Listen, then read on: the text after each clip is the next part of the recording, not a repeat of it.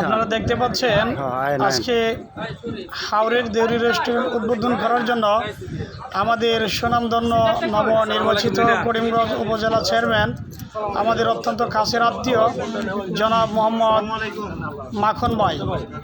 মাখন ভাই হাওরের দেউরি উদ্বোধন পাশে আছেন আমাদের এই জনপ্রিয় হাজারো হাজার মানুষের অন্তরঙ্গ সম্পর্কের মানুষ, হৃদয়ের মানুষ জনাব মোহাম্মদ রফিকুল ইসলাম রাসেল ভাই, যার জন্য তরুণেরা অত্যন্ত খুশি এবং আনন্দিত। এখন হাওরের দেউরি রেস্টুরেন্ট উদ্বোধন করতে যাচ্ছেন আমাদের করিমগঞ্জ উপজেলা চেয়ারম্যান, ফিতা কাটতেছে এখন, পাশে আছেন ভাইস চেয়ারম্যান রাসেল ভাই। আমরা দেখতে পাচ্ছি অত্যন্ত মনোরম সুন্দর পরিবেশ, যেই পরিবেশ দেখার জন্য সারা বাংলাদেশ থেকে ছুটে আসে আমাদের ঐতিহ্যবাহী এলাকা কিশোরগঞ্জ, করিমগঞ্জ, বালিখলা।